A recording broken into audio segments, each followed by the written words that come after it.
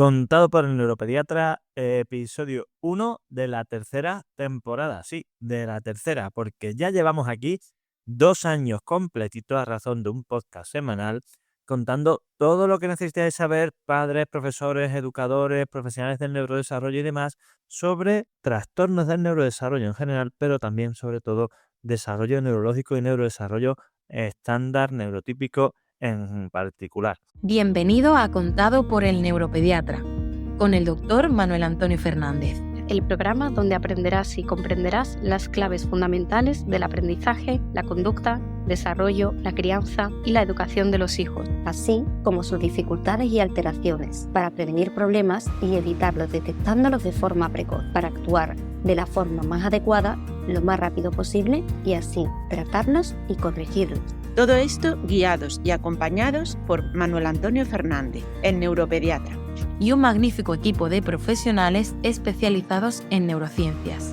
Testimonios en primera persona, colaboración de expertos de diferentes ámbitos, algún que otro personaje famoso y todo lo necesario para conseguir tus objetivos parentales. Este programa es para padres responsables e implicados al 100% o al 200% en el proceso de crianza y educación de sus hijos, neurotípicos o neurodiversos, con capacidades habituales o capacidades especiales que quieran algo más para ellos. Para padres luchadores e inconformistas que están dispuestos a darlo todo por su familia, a emprender, a aprender, a esforzarse y a ofrecer lo mejor de sí mismo por sus hijos. Este programa está imaginado, pensado, creado y desarrollado especialmente para ti. ¿Qué os voy a contar en este episodio? Pues la charla que di en el evento que se realizó en León sobre enfermedades raras. Cuando acabé, hubo quien me dijo que esto ha sido una clase magistral sobre abordaje de los trastornos del neurodesarrollo, y la verdad es que no pude estar más orgulloso de que me lo dijeron, y en la que a mí me invitaron para participar pidiéndome que diera la perspectiva de los trastornos del neurodesarrollo y de este síndrome de enfermedades raras y de estas enfermedades raras en general desde la perspectiva, como decía, del neuropediatra y del abordaje neurobiológico de este tipo de casos. Así que no os lo perdáis, porque estoy tan contento con la sesión que di, con cómo me quedó la presentación y demás, que voy a coger este contenido y lo voy a desarrollar para hacer un libro que creo que todos deberíais leer cuando esté terminado. Así que esto lo voy anunciando ya, pero en algún momento llegará, ¿de acuerdo? Venga, un beso y a escuchar el contenido.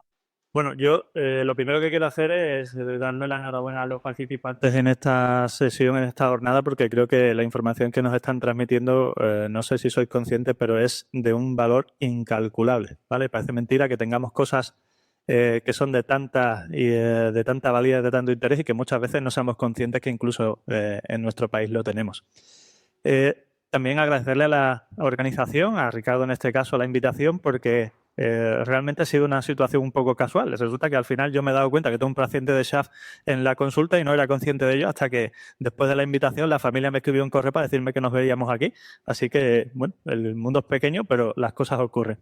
Yo voy a hablar de algo bastante más general o genérico de lo que hemos estado escuchando hasta ahora, y tiene que ver con la perspectiva que podemos tener en relación a el qué, el por qué y el cómo de los trastornos del neurodesarrollo. Y la verdad es que el objetivo que quiero alcanzar con esta sesión es que todos podamos tener una perspectiva neurobiológica lo más integral, lo más homogénea, lo más dimensional posible, que es realmente la forma en la que deberíamos tenerlo.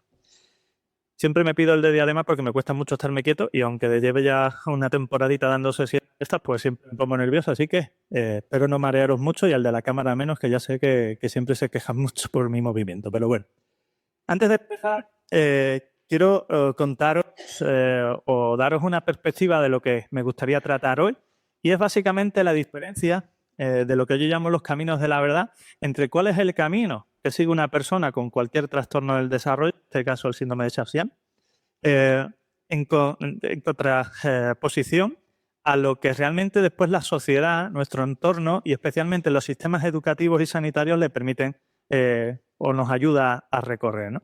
Todos sabemos que el camino de una persona con algún trastorno de neurodesarrollo a lo largo de la vida es complicado, tiene muchos giros, muchas muchos cambios bruscos, muchas situaciones inesperadas, y tenemos un sistema sanitario y un sistema educativo que, por desgracia, bueno, tiene unas líneas marcadas. En el sistema educativo todavía hay un camino bastante establecido que podrá ser mejor o peor, pero que lo conocemos y es verdad que tiene su camino y además es limitado en el tiempo, y la variabilidad que nos permite, por mucho que hablemos de atención a la diversidad y de la inclusión educativa, pues es francamente mejorable, ¿no?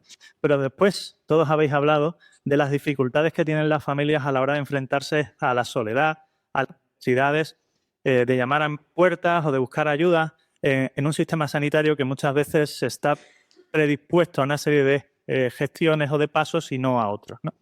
Y al final estáis aquí muchos familiares porque sois los que acompañáis a estos chicos a lo largo de la vida de la mejor forma posible, intentando adaptaros a sus necesidades. Básicamente, esta curvita de aquí abajo es la misma de ahí arriba, pero comprimida, ¿vale? Así que la intención, o lo que nos gustaría hacer a todos los que nos dedicamos a esto, es conseguir que todas estas líneas se parecieran para que nosotros nos acompañáramos y sirviéramos de acompañamiento a todas estas personas con problemas de desarrollo.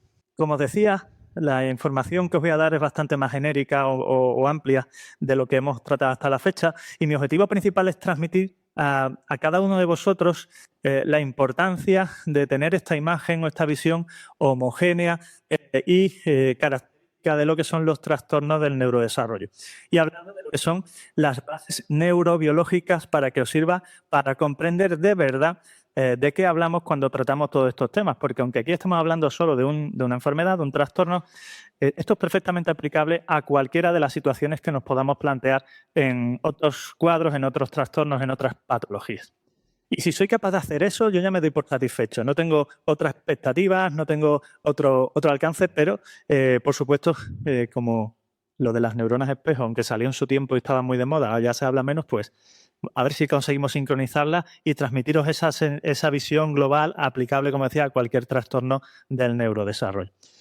Porque al final, todos los implicados en la atención a las personas con cualquier tipo de trastorno, el objetivo que tenemos, básicamente, es conseguir potenciar y desarrollar al máximo ese proceso que tienen en sus genes, en su ADN y en todo lo que está en nuestra disposición para desarrollar. Yo voy a contar cuatro pasos que creo que son importantes, ¿vale? Hemos hablado de proceso de neurodesarrollo y voy a hacer una pequeña, con vuestro permiso, una pequeña defensa del papel del neuropediatra en el proceso de evaluación, diagnóstico, etcétera, en los cuadros de trastorno del neurodesarrollo y en lo que es el neurodesarrollo en general, ¿vale? Yo decía antes, hablando no sé si fue con Ricardo o con Manuel, que cuando yo empecé a trabajar en esto, yo tengo ahora 44 años, empecé en 2009, después de acabar la especialidad en el Virgen del Rocío, la gente no sabía siquiera lo que era un neuropediatra, ¿sabes? La gente iba al logopeda para los trastornos del lenguaje, al psicólogo cuando había trastorno de conducta, pero atención temprana, pero un neuropediatra casi que ni se conocía. Así que vamos a hablar de eso. Después voy a hacer un pequeño repaso de lo que son las estrategias que llevamos en 4 pasos para la evaluación de los trastornos del neurodesarrollo, y hablando de esto, creo que es muy importante todo lo que se ha adelantado del área de la genética, porque muchas veces nos encontramos cosas muy absurdas.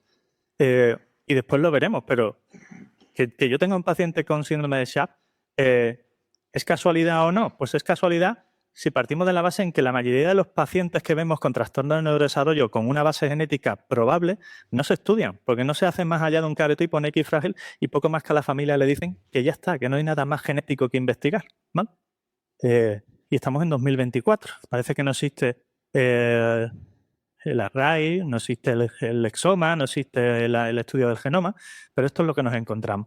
Después voy a aprovechar esa información que os he dado para plantearos un pequeño resumen de lo que es la perspectiva desde los genes hasta la conducta, pasando por la vida, que de esto también nos han adelantado algunos aspectos importantes los compañeros, y lo que llamo la autointroducción, que sería como el final, hablando de unas pequeñas conclusiones y un pequeño resumen de lo que os he dado, ¿vale?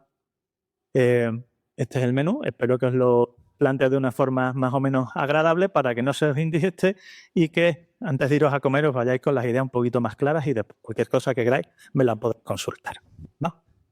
Vamos a ver lo que os decía al principio. El neurodesarrollo. Hemos hablado aquí de neurodesarrollo, de trastornos, etcétera, pero ¿qué es el neurodesarrollo? Bueno, pues el neurodesarrollo, y por eso os decía que era genérico y general, amplio y demás lo que voy a contar, es todo el proceso evolutivo de creación y maduración de todas y cada una de las estructuras del sistema nervioso.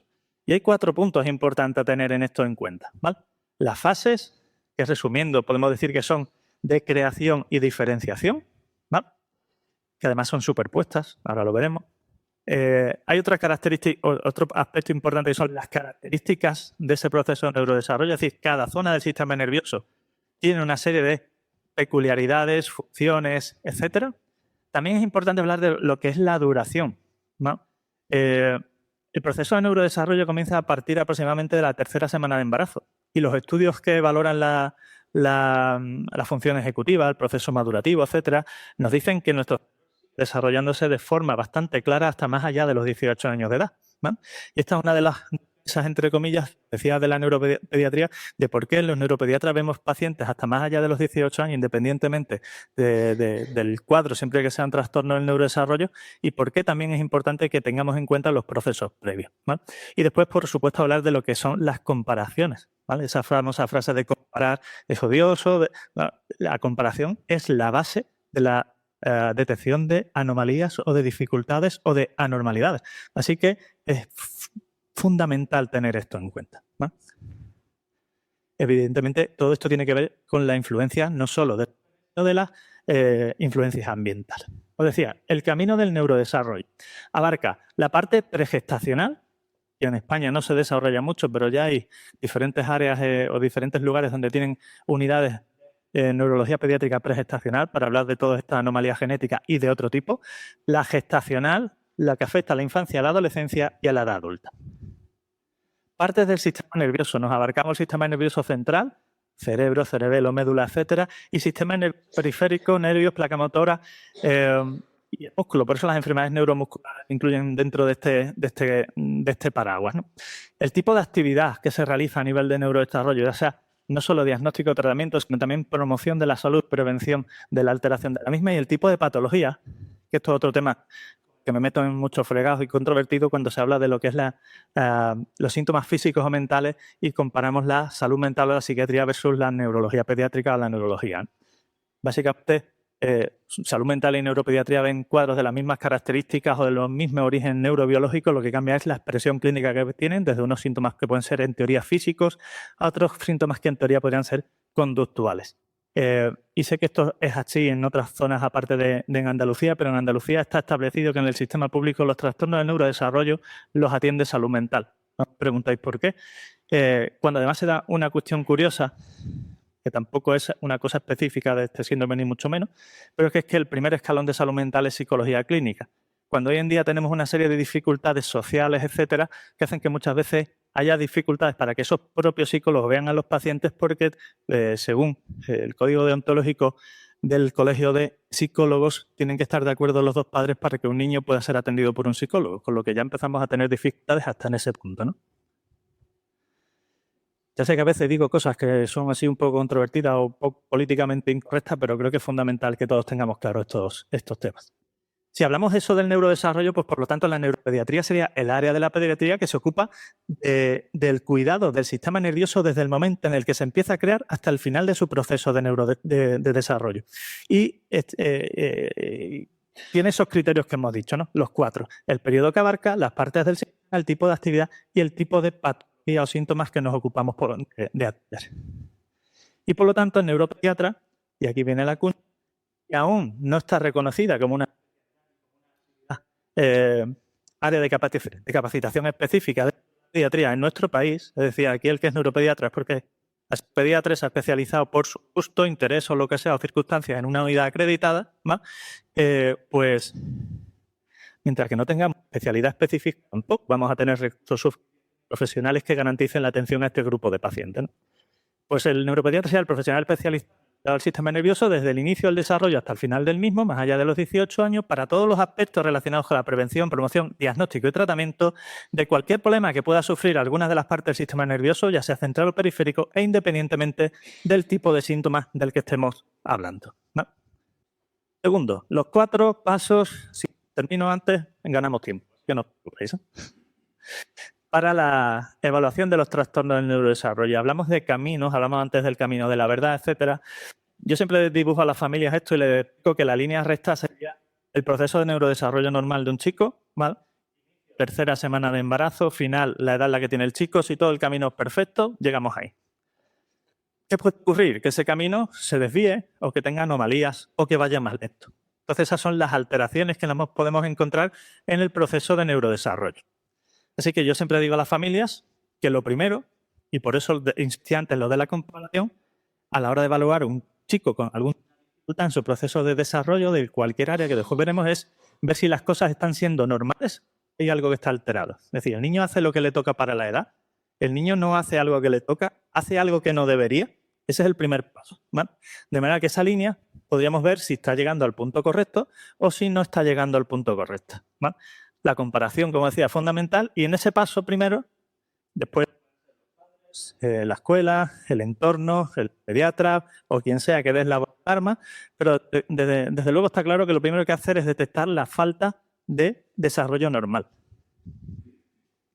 Y con esto, porque supongo que esto, no sé si os habrá pasado a las familias, en la consulta muchas veces me dicen, es que yo sabía que a mi hijo le pasaba algo desde que tenía X tiempo. Es que yo vi que algo no había. Mi hijo no hablaba, mi hijo no sé qué, mi hijo no empezó a gatear, a ponerse de pie, no avanzaba como se esperaba. Y todo el mundo me decía, espera, hay un tiempo, cada uno se desarrolla a su ritmo, cada uno tiene sus fases, sí, pero todo dentro de un espectro razonable, ¿vale? Y una de las primeras que me enseñaron en el hospital, en el Virgen del Rocío, cuando yo entré, en urgencia fueron dos. La primera es, sois R1, estáis aquí de nuevo, si alguien os manda a un niño para urgencias porque pasa algo, a nadie se le ocurra decir que no está bien o lo que sea, porque esa gente tiene mucha experiencia. Aquí de nuevecitos, ¿vale? Es que hay algunos R1 que llegan con mucho aire. La segunda es, si una madre viene y te dice que a su hijo le pasa algo, te lo crees por definición. Y no te puedes quedar tranquilo hasta que tú seas capaz de demostrar, si es que lo eres, que no le pasa nada. Porque habrá gente loca como en todos lados, pero normal es que si un padre o una madre te dice que a su hijo le pasa algo, algo le pasa. Así que esto de, no te preocupes, que ya veremos, qué tal, nada, tonterías. Digo porque esto pasa y sigue pasando, ¿vale? Bueno, vemos que el proceso asumimos que está alterado, ¿vale? ¿Qué alteraciones puede haber, como os decía antes? Pues puede que haya un camino que sigue su línea, pero que va más lento de lo normal. En general, no más de un 25% de atraso en alguna de las áreas del proceso de desarrollo, psíquico, motor, etcétera, ¿vale? O puede que haya un enlentecimiento mucho más significativo. O puede que ocurran cosas que están fuera de lo normal, ya sea incluso más avanzadas o atrasadas, ¿no?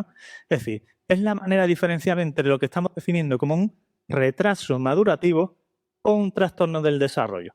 Porque al fin y al cabo todas producen retraso, ¿vale? Siempre hay algo en este camino que no está yendo bien de una forma u otra y eso es un retraso madurativo. Pero no es lo mismo decir que vamos con un retraso madurativo simple. Hay niños que andan más tarde, hay niños que hablan más tarde, constitucionalmente, familiarmente, pero que no tienen ningún problema genético ni de ningún otro tipo que lo justifique. En cambio, cuando la diferencia ya es intensa por el lentecimiento o por anomalía en el patrón de desarrollo, es cuando nos tenemos que plantear que hay un trastorno. A muchos de vosotros, profesionales sanitarios, esto parecerá muy básico, ¿vale? Pero esto hoy en día no se plantea así y creo que debería plantearse así. Una vez que sabemos que hay un trastorno, hay que plantearse qué características tiene ese trastorno, ¿no? Hay trastornos del desarrollo que son muy claros, muy específicos, muy concretos, a los que se le puede dar un apellido, ¿no? Y otras veces no, ¿no? Que podemos definir como un trastorno del neurodesarrollo, del neurodesarrollo que yo llamo inespecífico. Que no es lo mismo que un TGD, ¿vale? Pero bueno, yo le llamo así para diferenciar. Y el cuarto paso, que todo esto ahora lo vamos a ver un poquito más despacio, es cuando hablamos de diferenciación entre un trastorno del neurodesarrollo primario versus secundario. Y ahí es donde hablamos de pruebas y de todo esto que estábamos comentando en las sesiones previas y lo que yo os adelantaba antes, ¿vale? ¿Qué cosas tienen que estar pendientes los padres a lo largo del proceso de desarrollo de sus hijos para ver que algo no está yendo como debe? ¿O cuáles son lo que yo llamo las PUPAs, las preocupaciones universales de los padres, ¿vale? Pues básicamente son el aprendizaje, en general los estudios, rendimiento académico y ya de mayores laboral, la conducta y el comportamiento, las relaciones sociales, familiares y personales, lo que es el proceso de maduración y desarrollo en general y también un aspecto muy importante que a veces se nos olvida, que son las emociones, la autoestima, el autoconcepto y la estabilidad emocional, ¿no? Centrarnos en esas 5 áreas y viendo si las cosas en ese proceso van bien o no, hay algo fuera de lo normal o algo que se sale de lo normal, podíamos tener perfectamente claras esas diferencias, ¿vale?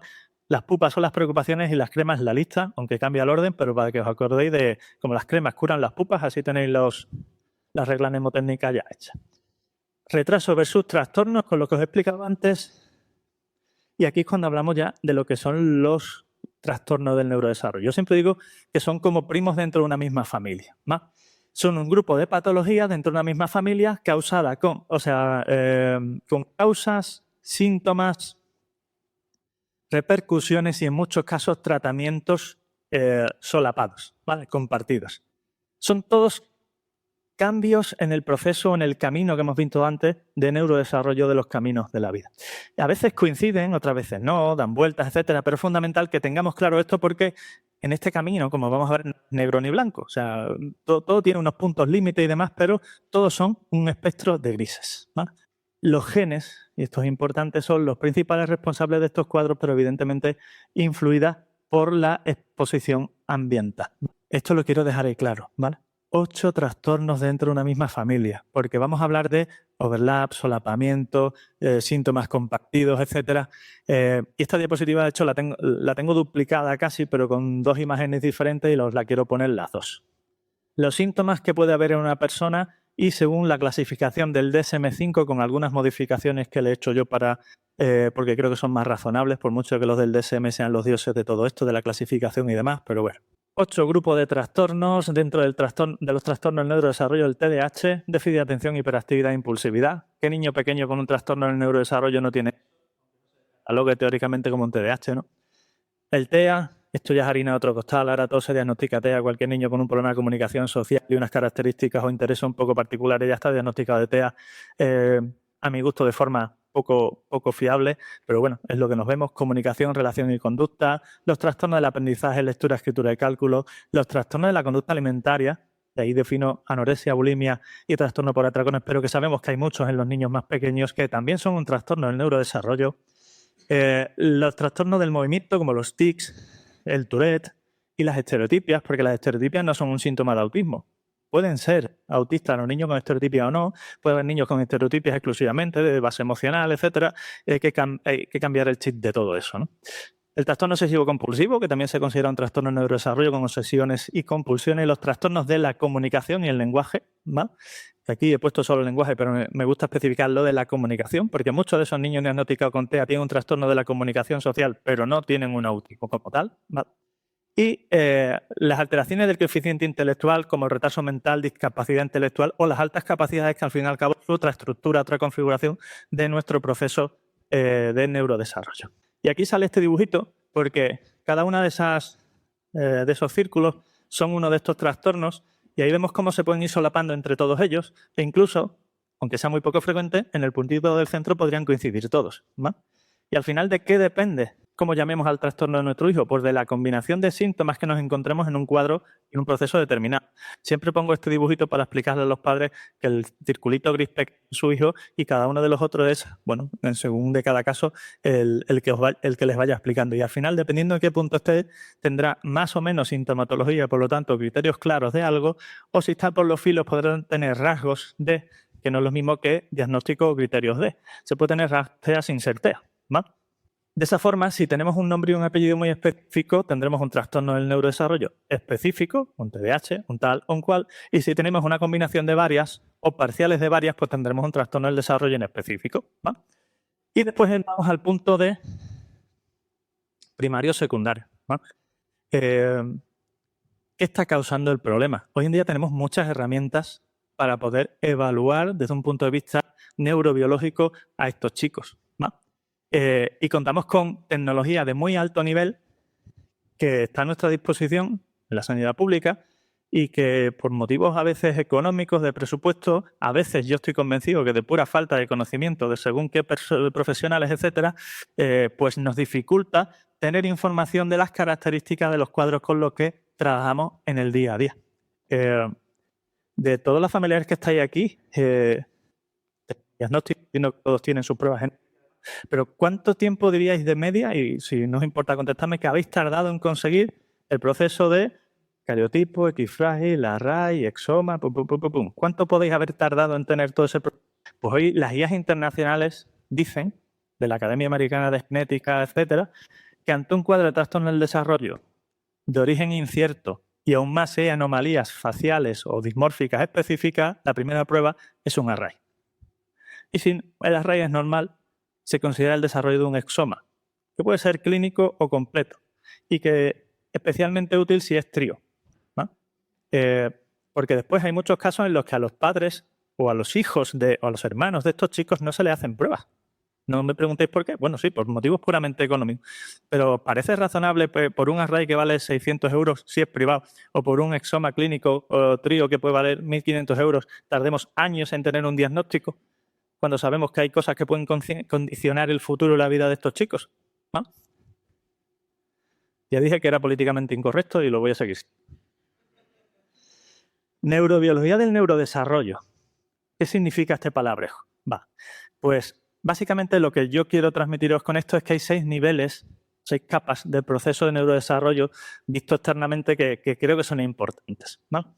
Después lo voy a definir mejor, pero si hablamos de pruebas o de valoraciones dentro de esas 6 escalas, podemos decir que a nivel de patrones de conducta, que básicamente es lo que vosotros veis o lo que nosotros vemos en el comportamiento de los chicos, tenemos diferentes herramientas para hacer una valoración observacional o conductual.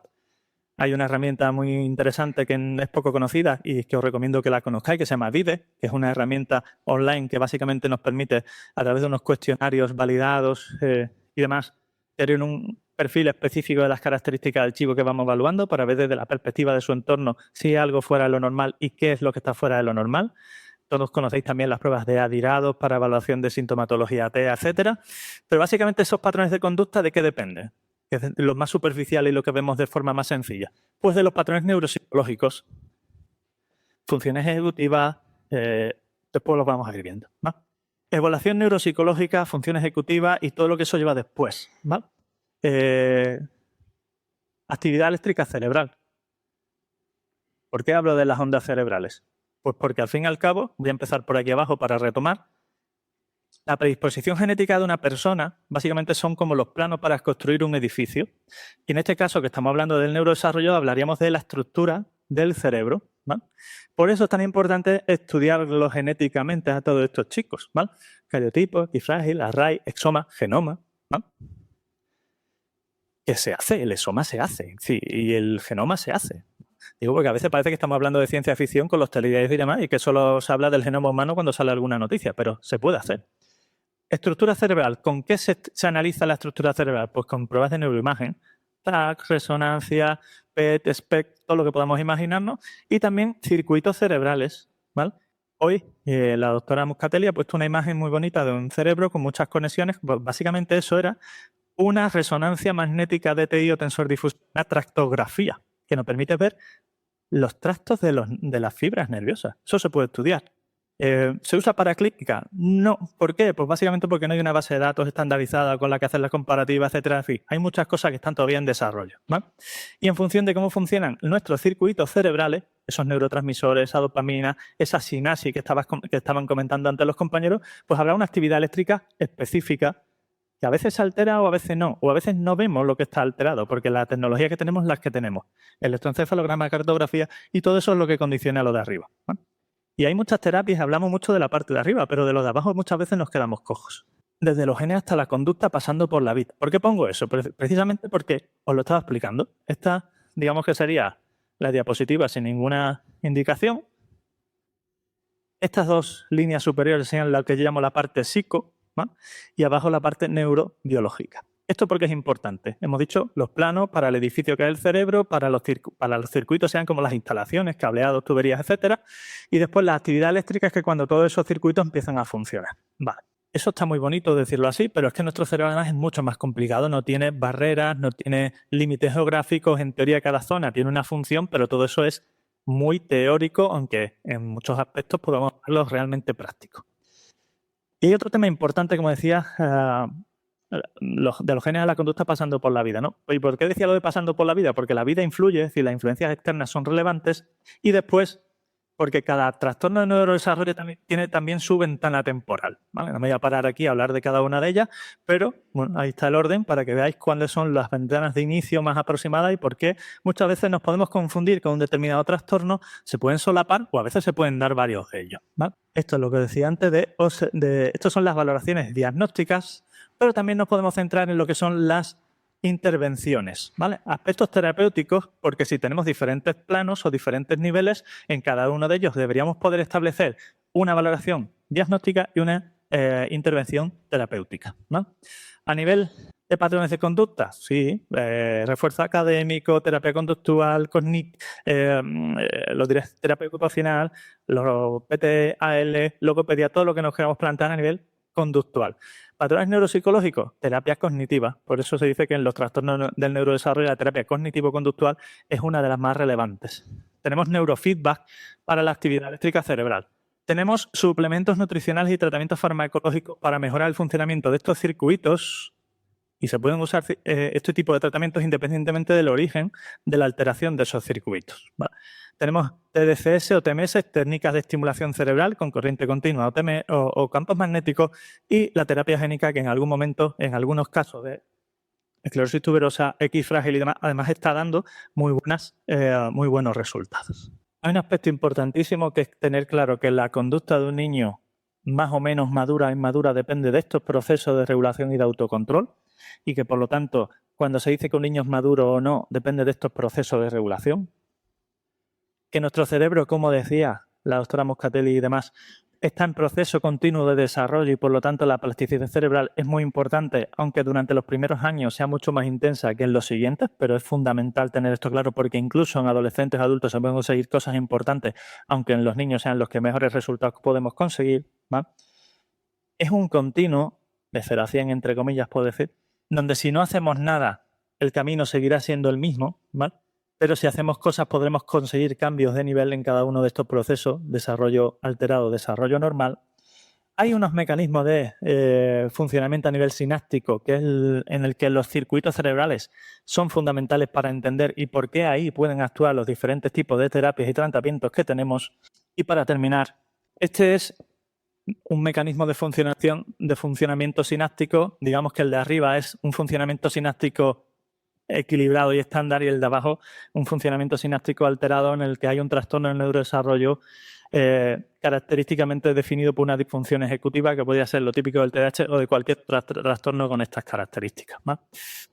Solo en este mecanismo donde actuamos a nivel de los circuitos cerebrales podemos actuar en diferentes niveles. Podemos taponar la fuga. Hay tratamientos farmacológicos que bloquean la fuga de la pérdida de dopamina, o sea, el exceso de recaptación presináptica, hablando técnicamente de dopamina y noradrenalina. Psicoestimulantes o no psicoestimulantes, hay muchas alternativas. Tenemos suplementos nutricionales, como pueden ser el omega 3, que tiene estudios que claramente demuestran una mejoría en los procesos de plasticidad cerebral. Tenemos sustancias nootrópicas, ya sean naturales o artificiales, que nos pueden mejorar los procesos de comunicación porque son estimulantes postsinápticos, y también tenemos suplementos naturales que pueden compensar la diferencia de rendimiento que se consigue en respuesta a los estímulos externos y el nivel de estrés, ansiedad, dificultad, inquietud y autorregulación que tienen estos chicos tanto a nivel físico como a nivel emocional. Y para terminar, lo que os decía de reflexiones. Tenemos que trabajar con las bases neurobiológicas para integrar todos los niveles diagnósticos y terapéuticos que hemos visto, hablar todos de lo mismo. Y al final la investigación tiene que tener una base objetiva y qué mejor que los ejemplos que nos han puesto aquí los compañeros para saber qué se está haciendo y se está haciendo bien. Para entender todos estos cambios, para entender cómo conseguir que todas estas líneas converjan y, por supuesto, para entender desde la conducta a los genes, pasando por la vida, todas las herramientas que tenemos, tanto a nivel de diagnóstico como de tratamiento. Y hasta aquí llega. Bueno, dime, ¿qué te ha parecido la entrevista y este episodio? Apasionante, ¿verdad? Pues si, como te decía en el episodio inaugural, te emociona y te hace vibrar la posibilidad de convertirte en referente en tu área dentro del sector del neurodesarrollo, ya sea como padre, como educador, como sanitario o como terapeuta, para liderar este movimiento y ayudar a tu hijo, a tu alumno o a tu paciente en su proceso de educación, crianza y desarrollo, estás más que invitado a este ilusionante camino. Únete a nuestra comunidad y difunde nuestro mensaje. Hazlo llegar tan lejos y a tanta gente como puedas. Padres, amigos, compañeros, grupos de WhatsApp, redes sociales, te lo agradecerán, te lo garantizo. Y si quieres profundizar en alguno de los puntos que tratamos en este podcast, o necesitas ayuda para la evaluación, el diagnóstico, la terapia o el tratamiento, ya sea presencial o online, de problemas de aprendizaje, conducta, maduración, desarrollo, relaciones sociales o autoestima, y también para situaciones específicas como el TDAH, la dislexia, las altas capacidades, el retraso madurativo, el autismo, las PES, la epilepsia, la migraña o los trastornos del sueño, ponte ahora mismo en contacto con nosotros en elneuropediatra.es, donde además también encontrarás cientos de artículos de gran claridad, de gran información y de gran relevancia sobre estos temas, y algo aún más importante, guías de orientación para familiares de apoyo en el camino de estos procesos. Y además, me tienes en YouTube, en Facebook, en Twitter, o X, como se llama ahora, Instagram, LinkedIn y hasta TikTok. Y por si fuera poco, estamos también en nuestro canal de difusión que acabamos de abrir y que estamos desarrollando y que desarrollaremos a lo largo de esta temporada en WhatsApp. ¿Qué más se puede pedir? Pues no te preocupes, porque evidentemente no vas a tener problemas para encontrarnos. Un fuerte abrazo y hasta el próximo episodio.